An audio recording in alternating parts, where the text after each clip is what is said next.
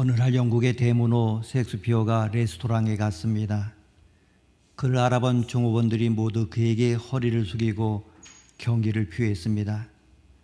그때 구석에서 청소를 하던 한 종업원이 갑자기 자기 빗자루를 내던지는 것이었습니다.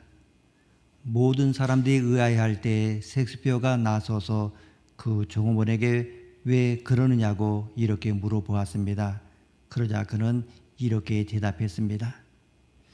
선생님은 같은 인생을 살면서 이토록 유명한데 저는 이곳에서 선생님의 발자국을 청소하는 처지라 크게 화가 났습니다. 이에 셰익스피어가 말했습니다. 젊은이, 그렇게 생각하지 말게. 나는 펜을 들고 이 우주의 일부분을 아름답게 묘사하는 것이지만 자네는 빗자루를 들고 이 우주의 일부분을 아름답게 보존하는 것일세. 자네의 공을 세상 사람들은 몰라주더라도 하나님은 알아줄 것이네. 자네나 나나 하나님이 보시기에는 똑같은 직업을 가지고 있는 것이네. 왜 같은 일을 하면서도 누구는 마지못해 하고 누구는 기쁘게 합니까? 왜 어떤 사람은 자신의 직업에 대해서 불평을 하고 어떤 사람은 자신의 직업을 영광스럽게 여깁니까? 왜 어떤 사람은 스스로를 불행하게 여기고 어떤 사람은 행복하게 여깁니까? 자신이 하는 일에서 의미와 보람을 느낄 줄 아는 사람이 행복한 사람입니다. 그것을 천직 곧 하나님이 주신 일로 여기기 때문입니다. 직업을 나타내는 영어 vocation은 부르다는 의미의 라틴어 동사 vocare에서 파생되었습니다. 곧 이 단어는 직업을 하나님의 부르심이라 여기는 천직 개념을 반영하고 있는 것입니다.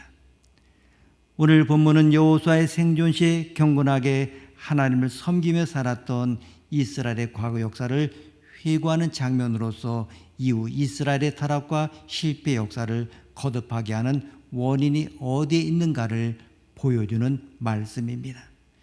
이스라엘 백성은 지도자 여호수아가 살아있는 동안에는 그의 가르침을 따라서 하나님을 경외했습니다. 그러나 여호수아도 수완이 다 되어 열조에게로 돌아갈 수밖에 없었습니다. 그러나 그 이후 태어난 이스라엘 새 시대는 점차 여호와 신앙에서 멀어져 가고만 만 것입니다. 하나님을 섬기는 것은 최고의 행복과 축복입니다. 이처럼 큰 은혜가 있겠습니까? 그러나 우리의 다음 세대가 하나님을 모르고 섬기지 않는다고 하면 이는 최대의 불행이며 비극입니다. 감리교 창설자 웨슬리는 이런 말을 남겼습니다. 우리가 장차 주님 앞에 섰을 때에 세 가지 질문을 받을 것이라고 하는 것입니다. 시간을 어떻게 썼느냐? 물질을 어떻게 썼느냐? 자녀를 어떻게 키웠느냐? 여러분은 어떻게 대답할 것입니까? 이 중에 과연 어떤 대답이 제일 어렵겠습니까? 아마 자녀일 것입니다. 시간이나 물질은 일방적인 그러한 관계입니다. 그냥 나만 결정하면 되는 일입니다. 그러나 자녀는 관계적입니다. 그래서 어렵습니다. 오늘 말씀은 다음 세대에 대한 하나님의 말씀입니다.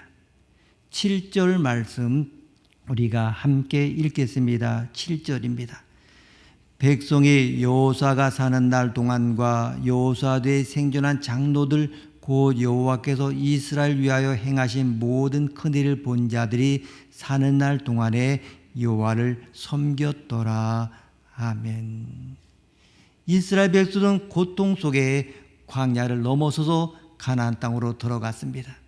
그들은 광야의 고난 속에서 하나님이 일하시는 큰일을 보게 되었습니다. 무슨 큰일을 보았습니까? 홍해가 갈라지는 것을 보았습니다.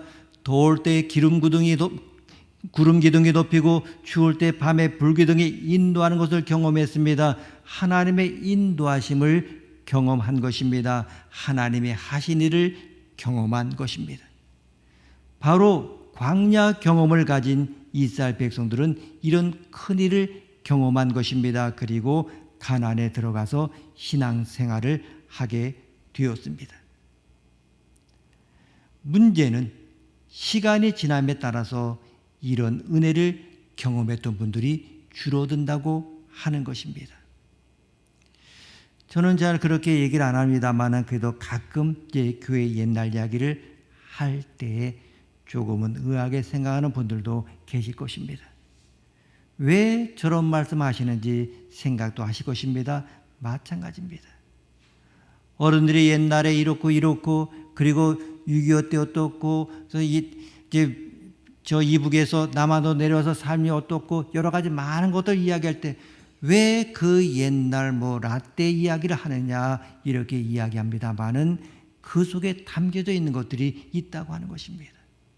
그 옛날을 잊어버리면 현재 우리를 바로 해석할 수가 없습니다. 왜 그렇게 이야기합니까? 바로 나의 삶을 통하여 좀 우리의 가정이 어떻게 이루어졌고 그리고 우리 교회에 하나님이 하신 일들을 알려주고 싶기 때문에 정말 나의 모든 삶 가운데 우리 가정 속에 하나님의 역사하신 그 일들을 이야기하고 싶기 때문에 바로 옛날 일들을 우리가 이야기하는 것이 아닙니까? 문제는 무엇입니까? 다음 세대들은 이런 일을 기억하지 못한다고 하는 것입니다. 그러면서 심각한 상황이 됩니다.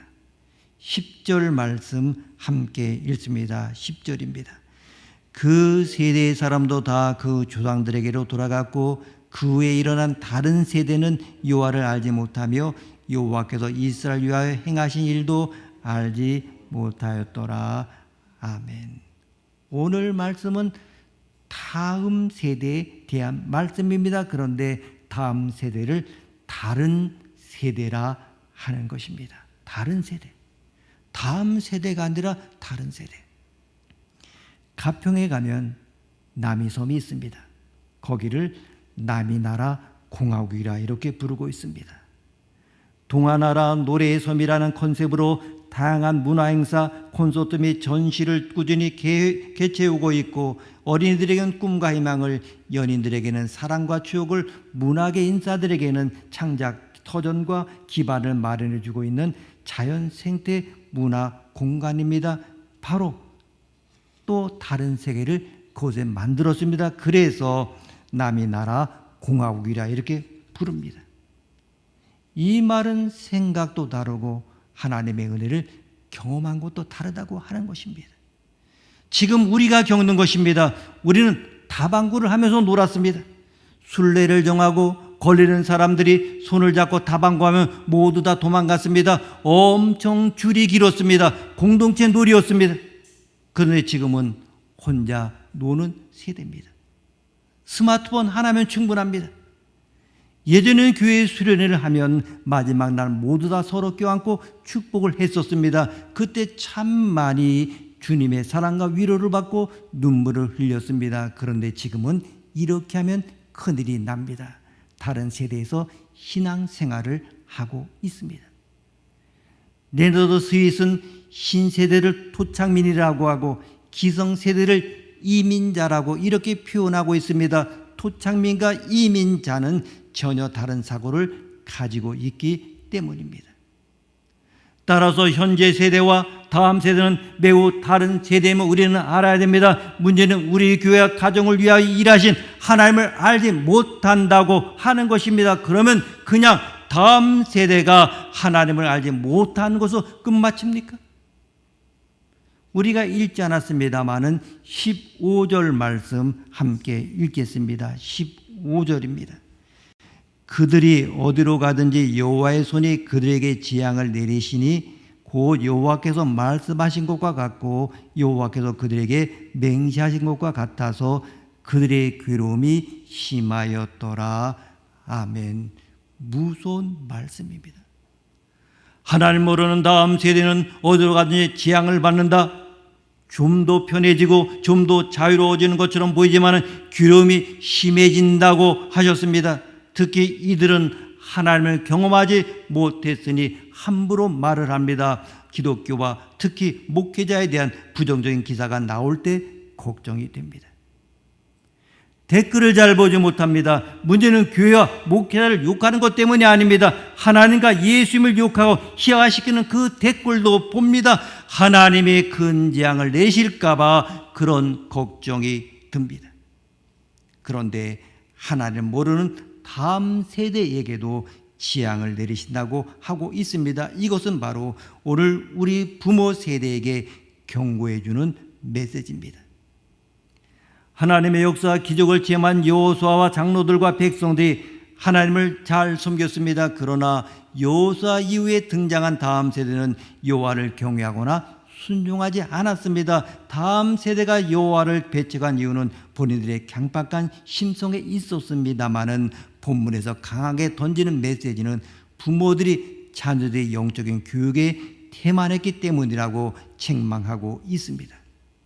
그 단적인 증거로는 제사장 엘리와 선지자 사무엘마저도 자녀 교육에 실패한 사실을 들 수가 있습니다.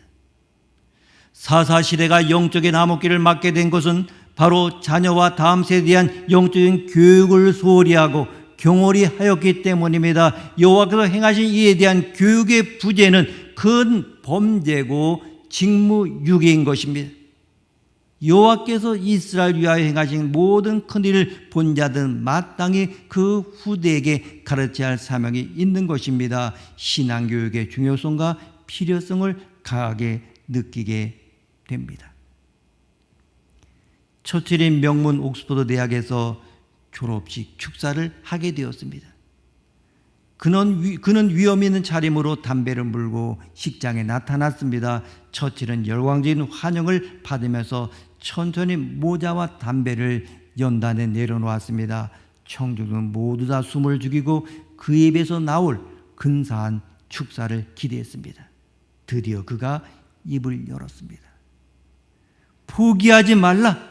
그는 힘있는 목소리로 첫마디 했습니다. 그리고 다시 청중들을 천천히 돌아보았습니다. 청중들은 그 다음 말을 기다렸습니다. 그가 말을 이었습니다. 절대로 포기하지 말라.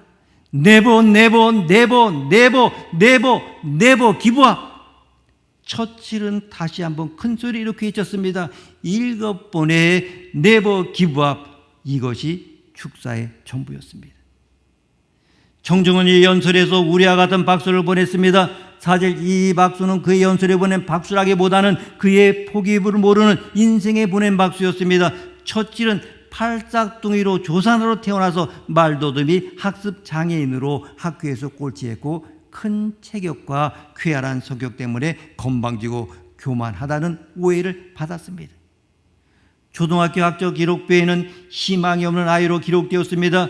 중학교 때는 영어에서 낙제 점수를 받아서 3년이나 유급했습니다. 결국 케임브리지나 옥스퍼드에 입학할 수 없어서 육군 사관학교에 입학했습니다. 사관학교에도 2차례는 낙방에도 들어갔고 정치인으로 입문하는 첫 선거에서도 낙선하고 기자 생활하다가 다시 도전에 당선되었습니다. 노동당에서 21년 의정생활 동안에 사회개혁을 주도했던 그는 성취보다는 실패와 패배가 더 많아서 당적을 보수당으로 바꿔 출마했습니다마는 역시 첫 선거에서 낙선했습니다. 하지만 그는 졸업 연설대로 언어 장애를 극복하고 결코 포기하지 않고 열심히 노력해서 노벨 문학상 수상자가 되기도 하고 세계대전의 영웅도 되고 위대한 정치인도 될 수가 있었습니다. 처칠의 가장 큰 위기는 제2차 세계대전 때였습니다. 당시 수상이었던 그는 영국 의회에서 연설하면서 피와 흙과 눈물과 땀 위에는 내가 국민들에게 줄 것은 아무것도 없습니다라고 했고 또 다른 연설에서는 국기를 내리고 항복하는 일은 절대 없을 것입니다. 바다에서도 태양에서도 싸우고 해안에서도 싸울 것입니다. 결코 항복하지 않을 것입니다 했습니다. 처칠은 결코 포기하지 않고 전세를 역전시켜서 결국은 대전을 승리로 이끄는데 일주에서 영웅이 되었습니다. 지금 여러 가지로 힘들고 어려워도 자녀와 다음 세대에게 하나님의 말씀을 가르쳐야 한다는 교육적 사명은 결코 포기해서는 안 됩니다. 절대적으로 영적 교육을 완성해야 합니다. 그러면 다음 세대에 대해서 어떻게 해야 됩니까? 다음 세대의 신앙생활을 담당할 것은 당연히 교회와 가정입니다. 가정이 다음 세대를 세우는 중심이 되어야 됩니다. 다음 세대를 세울 때 가정의 주체가 되고 교회가 도와야 된다고 생각합니다. 왜 그렇습니까? 코로나19 확산 이후에 청소년들의 신앙생활에 목회자나 교회학교 교사가 미치는 영향력이 줄어든 반면에 가정신앙교육의 중요성을 커진 것으로 보고 있습니다. 목회 데이터 연구소는 지난 4월 전국 교회 출석 개신교 중고생 500명 온라인으로 조사한 크리스천 중고생의 신앙생활에 관한 조사 연구 결과를 발표를 했습니다.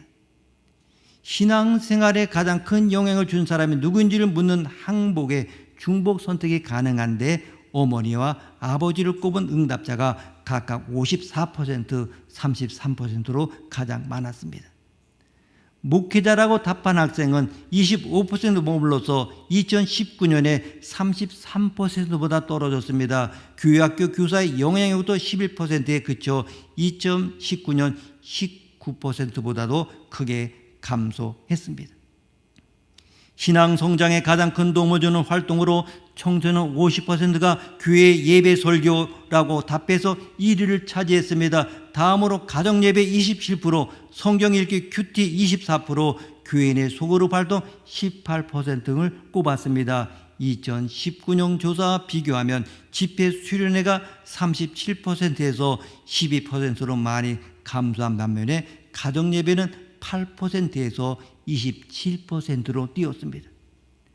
연구소는 코로나 이후에 가정신앙 교육의 중요성이 커졌다는 사실을 여실히 보여주고 있다, 이렇게 분석했습니다. 만족하는 주일 예배 형태로는 현장 예배를 꼽은 응답자가 87%, 온라인 예배가 78%, 방송 가정 예배가 69%로 조사됐습니다. 온라인 문화에 익숙한 청소년들도 온라인 예배보다도 현장 예배를 선호하는 것입니다. 문자나 유튜브 등 다른 일을 하면서 온라인 예배를 드렸다는 청소년이 44%나 돼서 온라인 예배 집중도도 낮은 것으로 나타났습니다. 다만 코로나19 종식 후에 주일 예배를 어떻게 드리고 싶은지에 대한 질문은 예전과 같이 현장 예배, 교회에 출석하겠다고 답한 청소년 비중이 68%, 성인의 77%보다도 낮았습니다. 온라인 예배에 주력하거나 온라인 예배와 현장 예배를 병행하겠다고 답한 청소년이 22%였고 잘 모르겠다고 유보한 청소년이 11%였습니다. 연구소는 청소년의 3분의 1은 코로나 종식 후에 온라인으로 돌아설 가능성이 엿보인다고 봤습니다. 그렇습니다.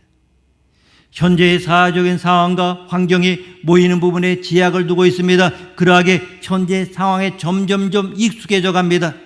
다음 세대를 학교와 가정에 있는 시간이 대부분이기 때문입니다. 교회에 나오는 시간은 한정되어 있습니다. 따라서 당연히 가정이 주체가 되어야 됩니다. 그러면 가정에서 누가 바뀌어야 다음 세대를 세울 수 있습니까? 무엇보다 부모의 단호한 신앙이 중요합니다. 자녀들은 부모가 중시하는 것을 따르게 되어 있습니다. 부모가 공부를 중시하면 공부합니다. 돈만 이야기하면 돈에 관심을 가집니다. 당연합니다. 믿음에 대해 확고하면 자녀들은 믿음으로 살 수밖에 없습니다. 아마 많은 분들은 부모님의 신앙을 따르지 않는다고 생각하실 것입니다. 제임스 볼드윈은 이렇게 말했습니다. 어른 말 잘 듣는 아이는 없다. 하지만 어른이 하는 대로 따라하지 않는 아이도 없다. 그렇습니다. 부모가 본을 보이는 것이 중요합니다. 매번 믿음이 중요하다고 말하는 부모가 있습니다. 그런데 주일날에 학원이나 학교에서 시험이 있다고 합니다. 이때가 제일 중요합니다. 어린 시절에는 주일 성수가 너무나 중요합니다. 왜? 신앙이 형성되기 때문입니다. 그런데 이때 너무 쉽게 시험을 보게 한다면 자녀들은 그때 믿음을 떠나게 됩니다. 자녀들이 바알과 아세라 신을 믿게 만드는 출발점이 됩니다. 따라서 부모의 신앙 결단이 정말 중요합니다. 자녀를 돈을 많이 벌게 할 것인가? 믿음으로 가져 세상에 살게 할 것인가? 바로 이런 결단입니다. 당시 가나안이라는 세상에 들어가서 여호사는 이렇게 결단했습니다. 여호사서 24장 15절 말씀 보게 되면 너희가 섬길 자를 오늘 택하라. 오직 나와 내 집은 여호와를 섬기겠노라. 아멘. 임종을 눈앞에 두었던 여호수아는 백성들을 세겜으로 불러 모아서 언약을 갱신하고 율례와 법도를 베풀었습니다. 그러나 백성들은 해산시켜 각자의 기업으로 돌아가게 하였습니다. 백성들이 여호수아에게로부터 분배받았던 각자의 영토로 돌아갔습니다. 이스라엘 백성이 가나안에 입성하여 신정국가를 세운 이후부터 이스라엘 다스리는 지도자는 모세와 여호수아 같은 인간이 아니라 하나님이시라는 사실을 몰랐던 것입니다. 모세와 여호수아는 이스라엘 가나안 입성을 위하여 세움받은 하나님의 도구였습니다. 사람을 세우시고 사용하시는 하나님을 배워야 합니다. 하나님의 말씀과 법도를 배워야 합니다. 조상들이 어떻게 섬겼는지를 열심히 배워야 됩니다. 어른과 부모와 스승으로부터 하나님을 섬기는 법을 배워야 제대로 하나님을 잘 섬기게 됩니다. 배우는 자가 성공하고 가르치게 됩니다. 배우면 겸손하게 되고 하나님의 쓰임받게 됩니다. 거역하고 교만하고 불순종하는 사람은 버림받게 되고 결코 하나님의 쓰임을 받을 수가 없습니다. 잘 듣고 보고 배우면 반드시 큰 일꾼이 됩니다. 세상을 보게 되면 배울 것이 많습니다. 놀 것이 많습니다. 그 나이 때 분명한 부모의 믿음이 더욱 중요합니다. 아멘입니까? 제임스 메리트가 쓴 성령의 열매가 당신을 리더로 만든다고 하는 그 책에는 이런 이야기가 나옵니다. 외식을 하기 위해서 너의 엄마는 아빠에게 옷을 입혀 주어야 되고 아빠의 수염을 깎아 주어야 하고 이를 닦아 주어야 하고 머리를 빗겨 주어야 되고 아빠를 휠체어에 태워서 집 밖으로 나가서 계단을 내려가야 하고 차고 문을 열고 아빠를 차에 태워야 하고 휠체어에 페달을 집어넣어야 하고 아빠를 일으켜 세워야 되고 차 의자에 아빠를 앉혀야 하고 아빠가 편안하도록 몸을 돌려줘야 되고 휠체어를 접어 차에 넣어야 하고 차의 반대편으로 돌아가 식당으로 차를 몰고 가야 하지. 엄마는 차에서 내려 휠체어를 펴야 되고 문을 열고 아빠를 돌려 세워야 되고 아빠를 휠체어에 앉혀야 되고 페달을 꺼내야 하고 차문을 닫고 잠가야 하고 휠체어에 태운 아빠를 식당 안으로 밀고 가야 되고 아빠가 불편하지 않도록 페달들을 다시 집어 넣어야 한단다. 그리고 엄마는 식사하는 동안 내내 아빠를 먹여 주어야 하지. 식사가 끝나면 엄마는 음식값을 지불하고서 차로 휠체어를 밀고 가야 하며 다시 똑같은 일을 반복해야 한단다. 그리고 이 모든 일이 끝나면 엄마는 아빠에게 여보 저녁 외식을 시켜주셔서 정말 고마웠어요라고 진정으로 따뜻하게 말한단다. 이 부인은 남편이 죽어가고 있는 상황에서도 그를 섬기고 사랑함으로써 그가 진정으로 계속 살아있게 했습니다. 이런 모든 것 배우고 흉내라도 내야 합니다. 어느 누구도 결코 완전할 수가 없습니다. 하나님이 완전하십니다. 그래서 모든 인간은 죽을 때까지 끊임없이 배워야 됩니다.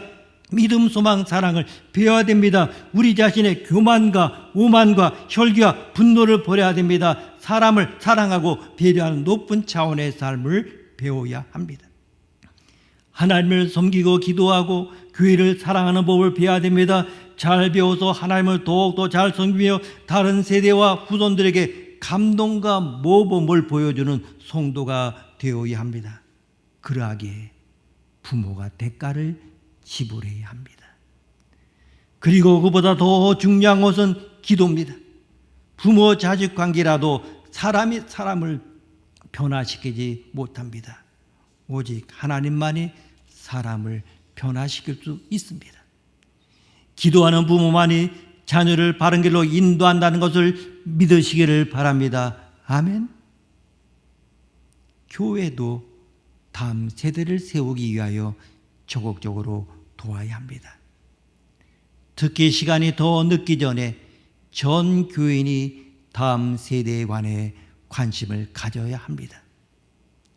사실 다음 세대의 성장이라고 하는 것은 한국교회 전체 성장과 연결이 되어 있습니다. 과거 교회가 성장할 때 주일학교가 성장했습니다. 따라서 주일학교 교사가 되는 것은 영광입니다. 누구나 교사가 되기 위하여 노력해야 됩니다. 저는 다음 세대에서 제일 중요한 것을 세계관이라고 생각했습니다. 세상에 살면서 적어도 기독교 세계관을 가지고 있어야 살아갈 수 있다고 보았습니다. 그래야 어떤 환경에서도 바른 믿음 생활을 할 수가 있는 것입니다. 그런데 제일 중요한 것이 무엇입니까? 예수님이 십자가를 지시고 골고다 언덕길을 가실 때입니다. 이때 예수님을 따르는 여인들 통곡을 했습니다. 이때 예수님이 이렇게 말씀하셨습니다. 누가복음 23장 28절에 보면 예수께서 돌이켜 그들을 향하여 이르시되 예루살렘의 딸들아 나를 위하여 울지 말고 너희와 너희 자녀를 위하여 울라. 아멘. 예수님을 따라온 여인들입니다. 이 말에 서운할 수가 있습니다. 예수님 왜 이렇게 여인들이 속상하게 말씀하였을까요? 그것은 우리 자녀에게 기도가 필요하기 때문입니다. 주님이 우리에게 우리 자신과 우리 자녀를 위하여 울라고 하셨습니다. 자녀들의 믿음을 위하여 눈물로 기도한 적이 얼마나 있습니까? 한국교회 다음 세대를 위하여 눈물로 기도한 적이 얼마나 되었습니까? 눈물로 기도를 드린 자녀는 결코 망하지 않습니다. 그렇습니다. 그냥 기도가 되지 않습니다. 기도의 시간과 그 자리가 있어야 됩니다. 주님이 원하시는 대로 자녀와 다음 세대를 위해서 정말 이 한 주간 오늘부터 다음 주일까지 자녀와 다음 세대를 위하여 매일매일 기도할 수 있는 여러분의 아름다운 믿음의 삶이 되시기를 원합니다. 기도하시겠습니다. 하나님, 자녀를 위해 기도하게 하옵소서. 하나님을 섬기고 기도하고 교회를 사랑하는 법을 잘 배워서 하나님을 더욱 잘 섬기며 다른 세대와 후손들에게 감동과 모범을 보여주는 성도가 되게 하옵소서. 그러하게 부모가 대가를 지불하되 기도하게 하옵소서. 부모 자식 관계라도 사람이 사람을 변화시키지 못합니다. 오직 하나님만이 사람을 변화시킬 수 있습니다. 기도의 시간과 자리에 있게 하옵소서. 주님이 원하시는 대로 자녀와 다음 세대를 위하여 이 한 주간 기도할 수 있는 시간이 되게 하옵소서. 존귀하신 예수님의 이름으로 기도드립니다. 아멘.